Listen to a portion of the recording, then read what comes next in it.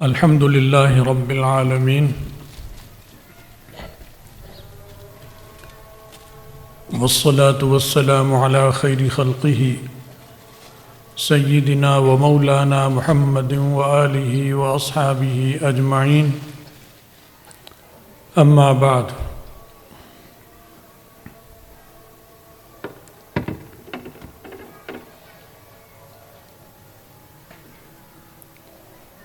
حضرت امام بخاری رحمۃ اللہ علیہ نے ایک باب باندھا ہے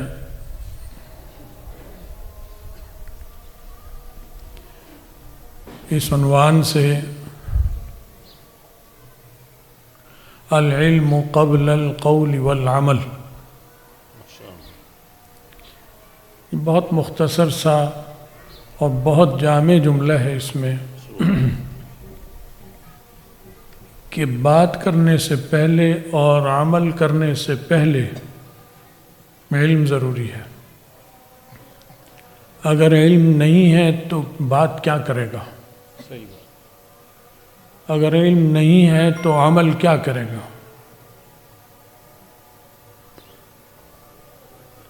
اگر رکوع کر رہا ہے تو کیوں کر رہا ہے؟ اگر اس کا علم نہیں، پہلے سے سیکھا نہیں تو کیوں کر رہا ہے؟ اور نہیں کر رہا تو کیوں نہیں کر رہا؟ جیسے ہم بہت سی چیزیں کرتے ہیں، بہت سی چیزیں نہیں کرتے اور کرنے کی بھی وجہ بتاتے ہیں اور نہ کرنے کی بھی وجہ بتاتے ہیں۔ یہ کیوں بتاتے ہیں؟ کہ یہ اس سے پہلے یہ سیکھا ہے، علم حاصل کیا ہے۔ تو علم ایسی چیز ہے کہ ہماری زبان سے جو بات نکلے گی وہ بعد میں نکلنی چاہیے، اس کا علم پہلے حاصل ہو۔ اب ہماری زندگی تو بہت سارے معاملات پر مشتمل ہے۔ ہر آدمی کی اپنی ایک تنہائی کی زندگی ہے، پھر لوگوں کے ساتھ ملنے ملانے کی زندگی ہے، پھر یہ زندگی صرف پہلے گھر کے اندر چار دیواری میں شروع ہوتی ہے، پھر چار دیواری سے نکل کر باہر گلی محلے میں آتی ہے، اور گلی محلے سے پھر یہ اپنے بستی میں، اپنے شہر میں، قصبے میں، آبادی میں آپ کی زندگی پھیلتی جا رہی ہے۔ اب یہ زندگی آپ کی روشنی کے ساتھ پھیل رہی ہے یا اندھیرے میں پھیل رہی ہے، یہ فیصلہ علم کرے گا۔ کہ اگر بیٹری آپ کے پاس ہے، لالٹین ہے جس کا نام ہے علم، تو پھر تو آپ ٹھیک نکلتے چلے جائیں گے، کھڈے سے بھی بچیں گے، کیچڑ سے بھی بچیں گے، پھسلن سے بھی بچیں گے، کانٹوں سے بھی بچیں گے، جو آنے جانے والا ہے اس کو بھی دیکھ لیں گے کہ یہ میرا دوست ہے یا میرا دشمن ہے، اس اعتبار سے آپ چلتے چلے جائیں گے، اپنے معاملات خوش اسلوبی سے طے کرتے چلے جائیں گے۔ کیوں؟ کہ پہلے علم ہے، لالٹین پاس ہے۔ اگر لالٹین پاس نہیں ہے تو بالکل اندھیرا ہے، سمجھیں۔ علم نہیں ہے تو ایک اندھیرے کی زندگی گزر رہی ہے۔ اور علم کیا ہے؟ علم کسے کہتے ہیں؟ علم تو ٹرمپ کو بھی ہوگا، وہ کہے گا میں بہت بڑا عالم ہوں۔ امریکہ کا صدر ٹرمپ کہتا ہے نہیں کہتا؟ اور مودی وہ بھی کہے گا میں عالم، ملک چلا رہا ہوں۔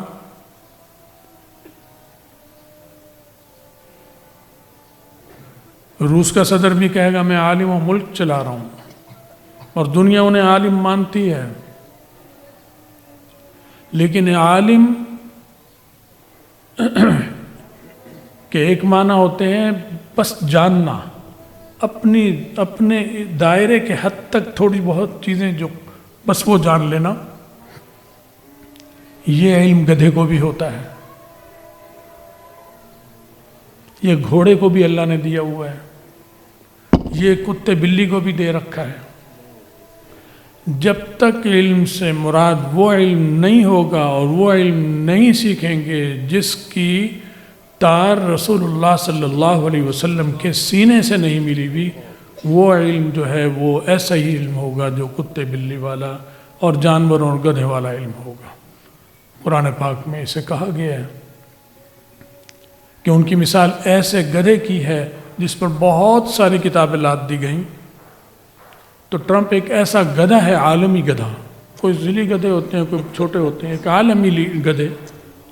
پیوٹن ایک عالمی گدھا ہے، مودی ایک عالمی گدھا ہے جس پر بہت ساری کتابیں لدی ہوئی ہیں، اور اس کے ارد گرد اسی جیسے گدھے ہیں جو کہہ رہے ہیں کہ سب سے بڑا عالم ہے چونکہ سب سے زیادہ کتابیں اس کے اوپر ہیں۔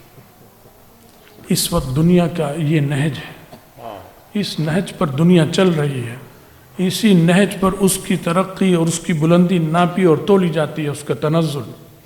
یہ کوئی معیار نہیں ہے، اصل معیار وہ ہے جو رسول اللہ صلی اللہ علیہ وسلم چھوڑ گئے ہیں۔ امام بخاری یہاں پر جو علم مراد لے رہے ہیں وہ اس کو مراد لے رہے ہیں۔ سبحان اللہ۔ علم کس کو کہتے ہیں؟ علم کہتے ہیں ہوا نور، علم ایک نور، روشنی ہے جو آنکھوں سے نظر نہیں آئے گا، نظر نہیں آتا ہے۔ ہوا نور مقتبس من مشکات النبوہ، علم ایک نور ہے جو رسول اللہ صلی اللہ علیہ وسلم کے قلب اطہر سے حاصل کیا ہو۔ کس نے حاصل کیا؟ دل نے حاصل کیا۔ وہ کس کے دل نے حاصل کیا؟ صحابہ کرام کے قلوب نے حاصل کیا۔ یہ نور دل سے دل میں آتا ہے، یہ آنکھوں میں بعد میں آئے گا، کانوں میں بعد میں آئے گا، ہاتھوں میں بعد میں آئے گا، پیروں میں، چلنے میں، پھرنے میں، بات چیت میں بعد میں آئے گا، پہلے قلب میں آئے گا۔ رسول اللہ صلی اللہ علیہ وسلم کو اللہ تعالیٰ نے علم عطا فرمایا، کہاں پر؟ قلب پر۔ نزل به الروح الامین، روح امین لے کر اسے آئے، انہوں نے اتارا روح امین۔ راکٹ نہیں، کوئی میزائل راکٹ نہیں لایا، یہ اس کی کیا مجال ہے، اس کی تو رسائی نہیں وہاں تک۔ نزل به الروح الامین، کہاں لائے؟ علی قلبک، آپ کے دل پر لائے، اتار کر آپ کے قلب پر لائے۔ آپ کے کانوں پر لائے؟ نہیں۔ آپ کی آنکھوں مبارک میں آیا؟ نہیں۔ آپ کی زبان مبارک پر آیا؟ نہیں۔ قلب پر آیا، اور قلب سے وہ علم سرایت کر گیا رسول اللہ صلی اللہ علیہ وسلم کے پورے جسد اطہر میں، اور ان کے جسد قلب سے منتقل ہو کر وہ صحابہ کے قلوب میں آ کر ان کے پورے بدن میں ان کی سوچ اور فکر ہر چیز میں سرایت کر گیا، اور ان کے قلب سے صحابیات کے دلوں میں اور ان کے سر سے پاؤں تک تمام اعضاء میں ایک ایک ریشے میں صحابیات کے وہ علم سرایت کر گیا۔ کیونکہ علم مؤنث اور مذکر نہیں ہوتا، وہ جب آتا ہے تو اس سے سیراب عورت اور مرد دونوں ہو جاتے ہیں۔ اگر وہ مرد ہوتا تو پھر صحابہ ہی سیراب ہوتے، صحابیات محروم رہ جاتی۔ اگر وہ مؤنث ہوتی علم تو پھر صحابیات فیضیاب ہوتی اور صحابہ محروم رہ جاتے۔ اور خود رسول اللہ صلی اللہ علیہ وسلم پر بھی اس کا وہ رنگ نہ آتا، کیونکہ وہ مؤنث ہے اور آپ نر اور مذکر ہیں۔ علم کیونکہ اللہ تعالیٰ نہ مؤنث ہے نہ مذکر ہے، لہذا اس کا جو علم ہے جو وہ دے گا وہ بھی مؤنث اور مذکر نہیں ہوتا، وہ ہر ایک کو نوازتا ہے، وہ بچے کو، چھوٹے کو، عورت کو، مرد کو، سب کو نوازا۔ چنانچہ جب رسول اللہ صلی اللہ علیہ وسلم تشریف لائے، دنیا اندھیرے میں، تاریکی میں ڈوبی ہوئی تھی، ایک دوسرے کے حقوق سلب ہو رہے تھے، ظلم کا بازار پوری کائنات میں گرم تھا، عورتوں کے ساتھ انتہائی زیادتیاں تھیں، غلامی کا رواج تھا، آزاد آدمی کو پکڑ کر غلام بنا لیتے تھے، اور عورت تو بہت ہی گندے حالت میں زندگی گزارتی تھی۔ آپ کو معلوم ہے، بات یاد آ گئی، ایک عورت آئی رسول اللہ صلی اللہ علیہ وسلم کے پاس کہ میری بیٹی عدت میں ہے، شوہر کی وفات ہو گئی۔ اسلام نے کیا کہا کہ اگر وہ شوہر کی وفات ہو جائے، بیوی عدت میں ہو، تو کتنے عرصے اس کی عدت ہے؟ 4 ماہ 10 دن۔ اگر حاملہ ہے تو وضع حمل تک عدت میں رہے گی۔ عدت کا مطلب جیل خانہ نہیں ہے کہ قید خانے میں رہے گی، عدت کا مطلب گنتی گنتی کرے گی، 1 دن گزر گیا، 2 دن گزر گئے، 4 دن گزر گئے، 5 دن گزر گئے، اور 4 ماہ 10 دن پورے تو وہ عدت پوری ہو گئی، رہے گی گھر میں ہی، جیل خانے منتقل نہیں کیا جاتا اسے۔ تو وہ آئیں کہنے لگی کہ اس کو فلاں تکلیف ہے، اس قسم کی آنکھ کی یا کیا بات بتائی کہ میں اس کے لیے اس کو سرما یا کچھ لگا لوں، ایسی چیز۔ اور جب عدت ہوتی عورت زینت منع ہے، اس کو سجنا سورنا منع ہے عدت میں، یہ اسلام نے بتایا۔ تو آپ نے فرمایا نہیں۔ پھر کوئی اور بات ہوئی ہوگی تو آپ نے کہا اسلام کے انعامات تمہیں سمجھ میں نہیں آتے؟ جب تک اسلام نہیں آیا تھا تو عدت کیسے گزارتی تھی عورت جاہلیت میں؟ اور جاہلیت کی بتائی عدت کے ایسے ہوتی تھی کہ جب اس کا شوہر مرتا تھا تو اس عورت کو ایک کوٹھڑی میں بند کر دیا جاتا تھا۔ عرب کی گرمی، سردیاں بھی پڑتی ہیں تو برائے نام، ورنہ گرمی ہی گرمی، اور اس کوٹھڑی میں بند کر دیا جاتا تھا۔ اسی میں اس کو کھانے پینے کے لیے روکھی سوکھی دے دی جاتی تھی، اور ایک منحوس چیز تصور کی جاتی تھی، اور پورے 1 سال وہ اس کوٹھڑی میں بند رہتی تھی۔ کنگھی کرنے کی اسے اجازت نہیں تھی، نہانے کی اسے اجازت نہیں تھی، کپڑے بدلنے کی اسے اجازت نہیں تھی، اپنے جسم سے غیر ضروری چیزیں دور کرنے کی، دھونے کی، صاف کرنے کی اسے اجازت نہیں تھی۔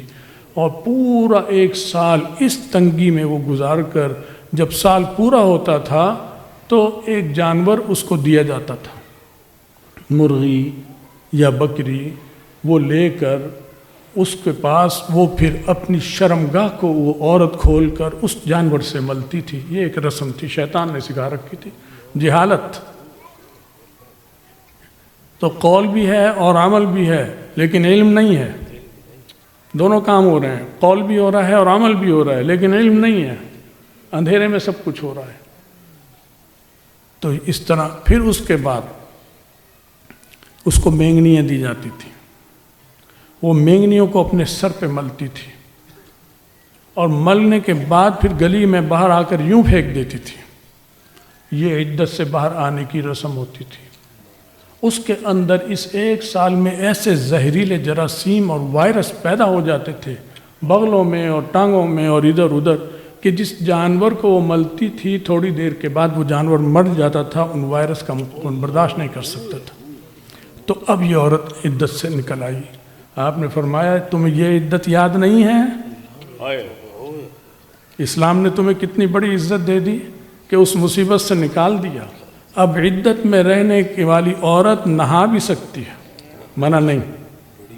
روزانہ نہانا پڑے تو روزانہ غسل کرے گی، اس کا دل چاہ رہا ہے دن میں 2 دفعہ غسل کروں تو 2 دفعہ غسل کرے گی۔ روزانہ کپڑے بدلوں، کپڑے بدلے گی۔ ہاں، دلہن والے کپڑے نہیں پہنے گی، کاٹن کے ہوں، کوئی ہو اپنی استطاعت کے مطابق۔ روزانہ نیا جوڑا پہن لے، کوئی منع نہیں ہے۔ دوپٹہ لے سادہ سا، روزانہ کوئی منع نہیں ہے۔ کیا کھانا پینے کی جو دل چاہے اس کو وہ کھائے گی، خود پکائے گی، خود کھائے گی بھی، خود کھلائے گی بھی۔ ساری آزادی عدت میں اللہ نے دے دی اسے۔ تو وہ قید خانے سے لا کر عورت کو اسلام نے تخت پر بٹھا دیا اور رانی اور ملکہ بنا دیا۔ عدت کی حالت میں بھی اسے رانی اور ملکہ بنا دیا، اور سارا بوجھ اس کا بھائی کے کندھوں پہ ڈال دیا، باپ کے کندھوں پہ ڈال دیا، دادا کے کندھوں پہ ڈال دیا، چچا اور ماموں پہ ڈالا کہ سب کام اس کے کرو، یہ گھر سے نہیں نکلے گی 4 ماہ 10 دن، تم نے اس کی خدمت کرنی ہے، اس کی ضرورتیں پوری کرنی ہے، کہیں نہیں جائے گی۔ کبھی ضرورت پڑ گئی کہ طبیب کے پاس لے جانا پڑ گیا، اس کی حالت ایسی ہے، تو پھر بھی اس کا پروٹوکول اسلام نے رکھا کہ اسے دن دن میں لے کے جاؤ اور سورج غروب ہونے سے پہلے اسے واپس لاؤ، کیونکہ یہ ایک صدمے سے گزری ہے، اس صدمے سے اس کو ایسے اٹھا کے ہتھیلیوں پہ رکھو، اسے سورج غروب ہونے سے پہلے پہلے واپس لے آؤ، رات میں نہیں، ایسی صورت میں اس کے علاوہ نہیں جائے گی۔ تو یہ عدت بھی اعزاز ہے، یہ ہے علم جو اللہ تعالیٰ نے رسول اللہ صلی اللہ علیہ وسلم کے ذریعے دیا، جو عورتوں میں بھی سرایت کر گیا اور مردوں میں بھی سرایت کر دیا، اور 1400 سال گزرنے کے باوجود آج بھی الحمدللہ یہ مسلمانوں کی مرد عورتوں میں سرایت کی ہو۔ تو بھائی علم اس کو کہتے ہیں علم اسے نہیں کہتے جو آج جس کو علم کہا جاتا ہے۔ کالج یونیورسٹی میں علم نہیں ملتا، کالج یونیورسٹی کا پرنسپل بھی گدھا ہوتا ہے، اس کے ماتحت پروفیسر بھی گدھے ہوتے ہیں، لیکچرار بھی گدھی ہوتی ہیں، ان کا معیار صرف کتابوں کا ڈھیر ہوتا ہے۔ آپ کا معصوم سا بچہ جب کالج جا رہا ہوتا ہے، اسکول جا رہا ہوتا ہے، مدرسے، وہ تو بچہ تو کالج نہیں جاتا 7-8 سال کا، اس کی کمر پر جو بستہ لدا ہوتا ہے وہ کیا گدھے کی تصویر نہیں بنا دی انہوں نے اس کو؟ اس کی وزن سے زیادہ۔ اور جب مدرسے پڑھنے آ رہا ہوتا ہے اور مدرسے پڑھ کر جا رہا ہوتا ہے تو صرف ایک پارا اس کے پاس ہوتا ہے جو اس نے یوں سینے سے لگا رکھا ہوتا ہے، یہ سینے سے لگا کے آ رہا ہے، سینے سے جا کے۔ اگر اسے جوتے اٹھانے پڑ گئے تو وہ سیدھے ہاتھ سے پارے کو پکڑتا ہے، الٹے ہاتھ سے جوتا پکڑتا ہے، پھر وہ چل رہا ہے۔ اور کالج اور اس مدرسے کا بچہ جو چھوٹا سا ہے، اس نے کتابوں کو کمر پشت کے پیچھے لادا ہوا ہے، اس کی حیثیت ہی کچھ نہیں، سینے سے لگانا جانتا ہی نہیں۔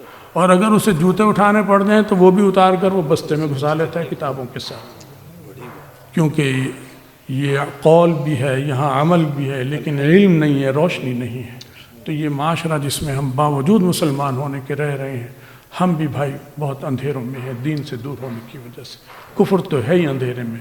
لہٰذا آپ خوش نصیب ہیں کہ آپ نے بچوں کی شروعات روشنی سے کر دی، ایسے روشنی سے ملایا جو رسول اللہ صلی اللہ علیہ وسلم کے قلب اطہر سے نکلی ہے۔ اب آپ نے ان کو عالم بنانا ہے۔ قرآن پاک حفظ کرنے والا بچہ عالم نہیں ہوتا، اسے علم نہیں آتا۔ بات علم کی ہے میں نے۔ قرآن پاک کا ایسے ہے جیسے پہاڑے کا رٹا، پہاڑا ہمیں بچپن میں یاد تھا 2 × 2 2 × 4، وہ آج تک نہیں بھولا، تو یہ بچوں کو قرآن یاد ہو گیا، یہ بھی اجر ثواب کی چیز ہے۔ لیکن اصل احسان ماں باپ کا ان پر یہ ہوگا کہ اس قرآن نے کہا کیا ہے وہ انہیں معلوم ہو جائے، اس کا مطلب کیا ہے، تو وہ ہے پھر علم ہو جائے گا۔ علم حاصل کرائیں، انہیں قرآن کی سمجھ بھی آئے، یہ ضروری دین کے عقائد بھی ہوں، دین کے عقائد سیکھیں، دین کے مسائل سیکھیں، بڑوں کی چھوٹوں کا تمیز اور ادب انہیں معلوم ہو۔ پھر ضرورت پڑے مجبوری میں اسکول کالج بھیجنے کی تو اللہ پہ بھروسہ کر کر بھیجیں، اور جب بچہ شام کو آئے تو بچے کو بتائیں روزانہ کہ بچے اس میں یہ بات تو قابل قبول ہے، یہ بات بالکل ناپاک اور غلیظ ہے، تو آپ اپنے بچوں کو جہنم کے گڑھوں سے بچا لیں گے۔ ورنہ آپ پیسے دے کر اپنے بچیوں کو کالج یونیورسٹی میں جہنم کے گڑھوں میں دھکیل رہے ہیں۔ اس وقت کیا ہو رہا ہے کالج یونیورسٹی میں بتاؤں یا مجھ سے زیادہ تو آپ کو پتہ ہے؟ ابھی یہاں صبح سرحد کی کسی یونیورسٹی کا آ رہا ہے، میں تو سفر میں تھا، مجھے معلوم نہیں تفصیل، اتنا ہی سنا ہے کیا ہوا اور کیا ہو رہا ہے۔ صرف اس میں ہو رہا ہے، ہر جگہ ہو رہا ہے۔ کیوں کہ قول بھی ہے اور عمل بھی ہے، لیکن روشنی نہیں ہے، اندھیرے میں سب کچھ ہو رہا ہے۔ تو ضرورت اس بات کی ہے کہ ہم اپنے دلوں کو منور کریں، آنکھوں کو کانوں کو نہیں، دل کو منور کریں گے تو یہ سب منور ہو جائیں گے۔ اللہ تعالیٰ مجھے اور آپ سب کو دین کی سمجھ بھی دے، اس پہ عمل کی توفیق بھی دے، ہم سب کا خاتمہ ایمان پر فرمائے، اور آخرت میں رسول اللہ صلی اللہ علیہ وسلم کی شفاعت اور ان کا ساتھ نصیب فرمائے۔ وآخر دعوانا ان الحمد للہ رب العالمین۔